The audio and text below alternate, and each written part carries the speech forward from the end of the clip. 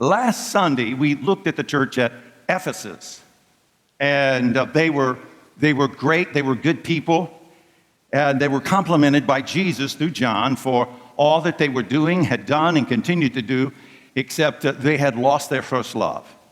And in order to do that, or having had done that, they had substituted something else in the place of their passion, their love, their energy that they initially had for Jesus.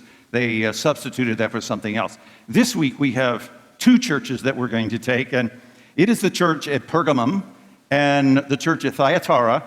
These churches were about 40 miles apart, and today this is what we think of as Turkey. And I said last week that none of these churches survived, and tragically, for the last 1,000 or so years, this has been occupied by a Muslim country.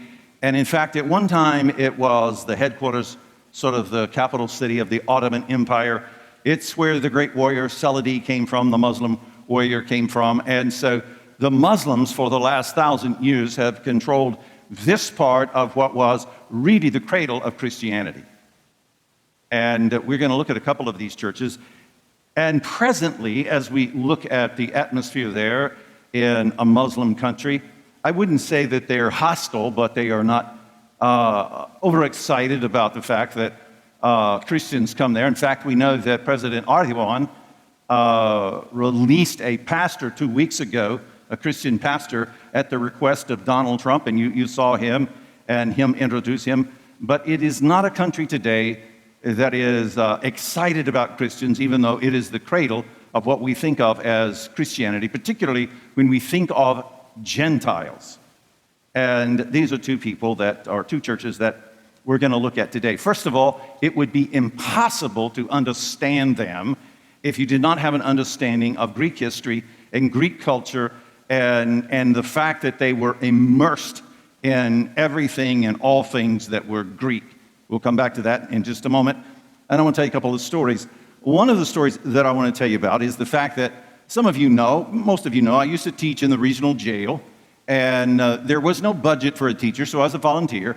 There was no budget for a curriculum, so I wrote a curriculum. And one of the things that I did was I constantly taught the fact that identifying a culture's value is essential to mattering in that culture. I constantly was talking about identifying the value and in order for you to matter in that culture. This is a culture where the single highest value is one's ability to accumulate wealth. It doesn't matter what we say. It doesn't matter what we stick on to that. It's not God. It's not country. It's not family. It's not any of those things. It's one's ability to accumulate wealth. That is the highest value in this culture. Highest value in this culture is your ability to accumulate wealth. It isn't even making money, because we know people that make tons of money and then they lose it, and we don't have any respect for them at all. It could be an actor or an actress. It could be a football player. It could be a boxer. It could be any of these kind of people that make tons of money, but if they lose it, then we do not respect them. This is a culture whose highest value is one's ability to accumulate wealth. That's the value. Now, in looking at that value, how do we get there? How do we get there? And this is what I would constantly say. The single easiest and most predictable way to that value is education. Education, you see? And it's strange that we are the only culture in the world that is that way. But education is the single most predictable way that one can get to this highest value of accumulating wealth. Not only that, but you can change your social status. You can change the people that you hang out with. You can change this. You can have an associate's degree. You can have a bachelor's degree. You can have a master's degree. And all of these things, by virtue of the fact that you possess them, will change and alter your status in this culture and give you the opportunity, the most predictable opportunity to accumulate wealth. And I would say that to them. Most predictable way to this value is through education, education, education. most predictable way. The other thing that I would say is entrepreneurship, and that's just a big word that means to take and start a job. If you're a plumber, then perfect being a plumber and then start your own plumbing business. If you like messing with electricity and you like that, then cultivate that and start your own electric company. If you have a business in mowing grass or taking care of people's yards, you see, start that as a business and cultivate that as a business. And in time, you see, in time, entrepreneurship is the second most effective way to accumulating wealth in this culture. Those are the two ways, the two avenues, the two things that take us to this highest value. And if you want to matter in this culture, you have to be able to accumulate wealth. Now, all of those sit on top of, okay? All of this sits on top of what we think of as the traditional family. A mommy, a daddy, and kids. See, a mommy, a daddy, and kids, because mommy and daddies, see, don't rent houses, they don't rent apartments, they purchase homes. See? And the single highest way that we accumulate wealth is in our home that we own. See? The single highest way that we accumulate wealth in our culture is in our house, it's in our home. And you see, what we think of as the traditional family does that most effectively. If you want to value yourself, you have to embrace the values of this culture, which is your ability to accumulate wealth. And I don't think there's any exception to that. And I taught that, and I said that, and we worked workbooks that said that. Here's another one. It's not as quite as glamorous to me, but nevertheless, it will show you something. Several years ago, I decided I wanted to remodel my house, just a part of it, and one of the walls had this paneling on it that was awful, and I wanted it changed out for what you would think of as sheetrock or drywall, and I got an estimate from one person, and it was $2,500. And I was talking to somebody and said, hey, listen, I know a guy. You know how that is. Everybody knows the guy. And he said, he's great, he'll do it for you, he knows how to do it. And so he sent him out there, and his name was Miguel. And Miguel said, I'll do it for $1,300. I hired Miguel. Miguel did an incredible job. It was wonderful, it was great. And at the end of it, I paid him $1,300. Now, let me ask you something. No, let me ask myself something. Did you give him a 1099? You know what that is? That's a tax receipt for an independent contractor. No, I didn't give him one. Did you pay his or your portion of his Social Security? No, I didn't do that. See, the chances are very good, even though I never asked, that he was here illegally, and the $2,500 guy, I know wasn't illegal here, and he had his own business. But you see, it seemed all right in this culture, that seemed acceptable to me, as it does to most of us. It's just perfectly okay because we accept that in this culture as being legitimate, okay, and it's fine. In fact, the guy that referred to him said, listen, you're helping him out. You're helping his family out. But you see, the truth is, when I really examine it, it's not right. See? It's not right. In fact, it's the tension that exists that creates all of this. And here I participated in it because it was half as much money, because our culture accepted that as being legitimate. So when we're immersed in a culture, here are all of these messages that are coming at us. They're coming at us. They're coming at us. And here's these values that support these messages that are coming at us. You'll never understand these two churches unless you understand the cultures. They were Greek cultures in Greek provinces. They thought that way, they acted that way, they were that way. And let me start by saying this. And I know this is kind of complicated, but every once in a while you need your brain stretched just a little. Socrates, Plato, and Aristotle influenced Western culture more than any three people in history. I didn't include Jesus because I think he was God. He was the Messiah. Socrates, Plato, and Aristotle influenced Western culture more than any three people in the history of humanity. They were philosophers. And this was a Greek province, and these Greek philosophers had influenced this culture greatly, as it does ours today. What we think of democracy, what we think of justice, what we think of fairness, all of that comes from these three guys. In fact, it was Socrates who elevated women from being property to being people. See, that was Socrates who did that. Elevated women from being property to being people. It was Socrates who took it a little further and said, no, they're not just people, they're equal people. So he made them equal people, where Socrates had said they're people, but they're not equal to men. Plato came along and said, yes, they are equal to men and should have equal education, equal opportunity. And listen to this.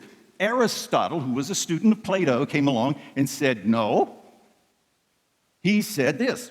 He said that they're not just equal. He said people are unique. He said, I am who I am. You are who you are. And that's kind of where we are today. But these three men influenced that entire process. They influenced many other things as well. Many other things. And a part of that, in the elevation of women, the elevation of slaves, the elevation of class, all of this was done during this period of time. And so the New Testament church was established as all of these other things are going on, and we can see that in many of the writings of the Apostle Paul. We see that he is struggling with the role of women in the church.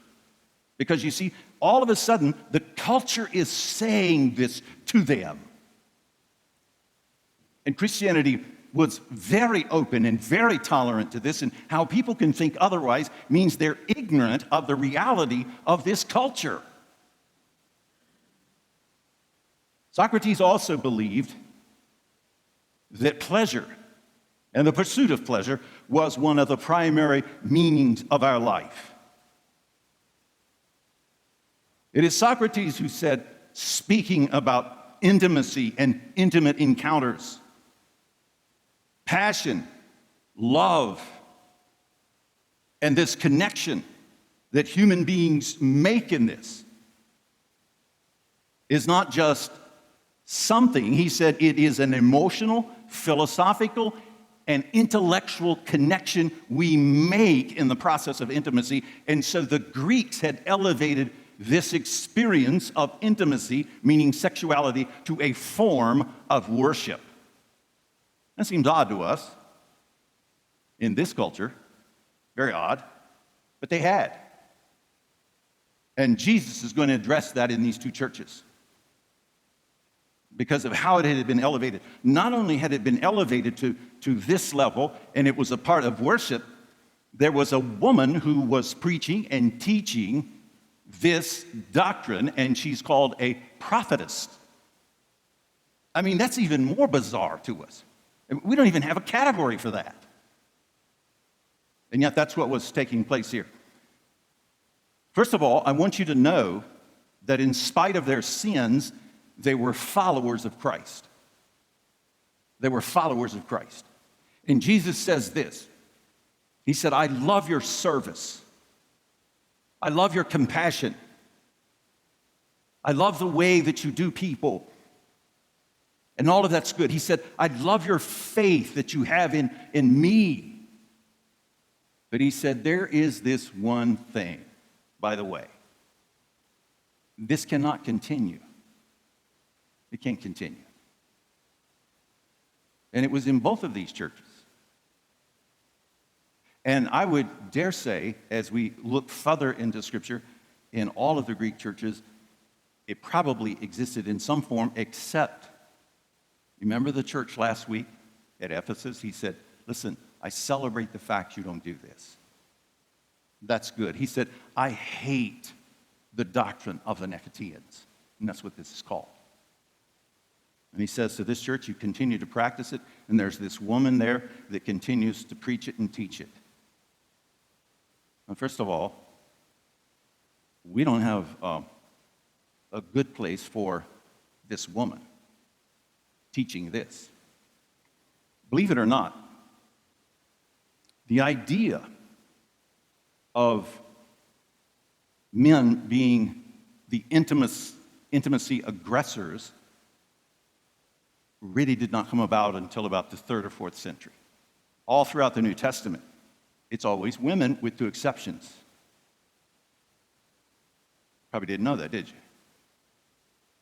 David and his had a son who were the only 2 in the Old Testament who were sexually aggressive. The rest of them were all women.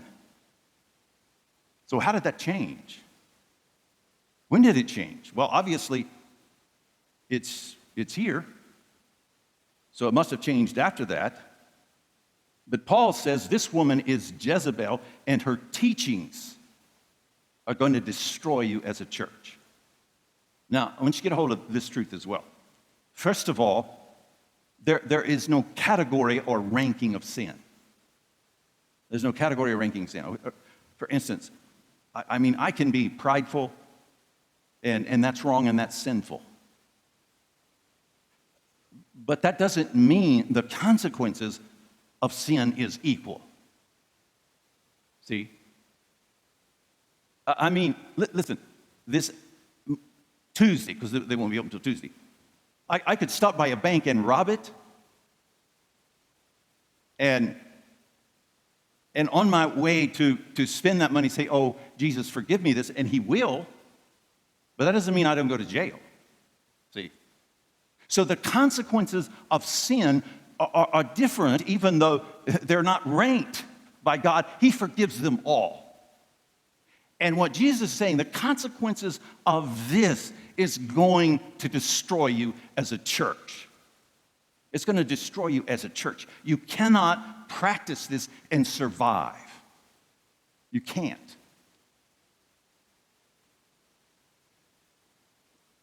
To this woman,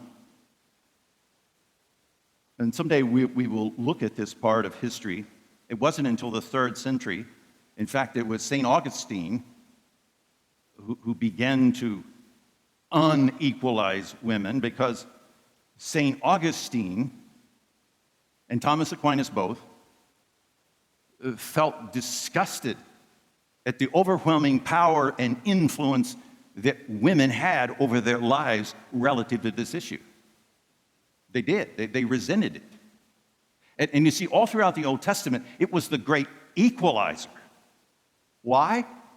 The highest form of human behavior in the Old Testament was prodigy. It was having children. I mean, and to have a male child was like a gold medal at the Olympics. So you see, women held and had this power. And so all of the activities associated with it gave them power as well. So it was the great equalizer in the relationships. And Constantine and Thomas Aquinas didn't like that. And so they began to dismantle this notion of the equality of women. And you know what happened? It's not very long until the church, the Catholic Church, prefers priests who don't prefer men. That all started back here in the 3rd or the 4th century. So Jesus is not belittling women. He's just saying this woman, what she's doing and what she's teaching is wrong, and it's going to destroy your church. Listen, by the time the Puritans came along, they believed that pleasure was sin and that procreation was the only justification for intimacy. Listen, the only thing worse than not teaching Scripture is teaching Scripture that's not really Scripture. See? Jesus never says that. He never says that pleasure is evil or sinful or anything like that. And so there is this progression. And so honestly, women have been conditioned out of this. I believe that. Now, I'm not going to change that in one sermon, mind you.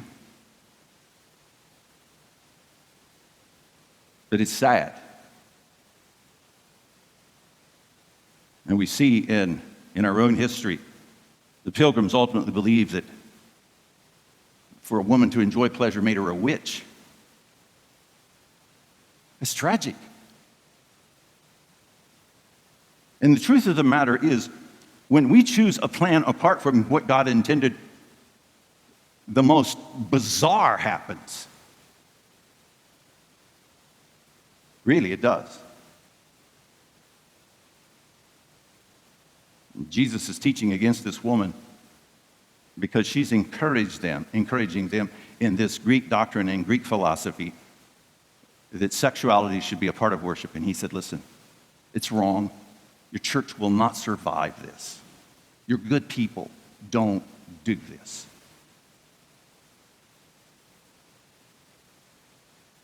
I think about this church, these two churches, and they didn't survive. I think about our own church, and I don't mean just this church. I mean the American church. Listen, we are confronted with something that threatens the existence of the church that, as we know it. Seriously. Do you know what? Where everyone else run, listen, Christians run in. See, our job is to bring truth to non-truth. Our job is to bring clarity to fuzziness. This is our moment. I've said that. As Christians, and he may totally redo how we think worship. God doesn't change. See, he doesn't change at all. He may change all of this. The culture of all of this. Obviously, he did in these churches. Tried, and they didn't survive. Listen, we will survive because we will seek the face of God so that we can do and become that which he asked us to do and to become. We're going to do that. We're not going to save a culture. We're going to save people. Would you bow your heads?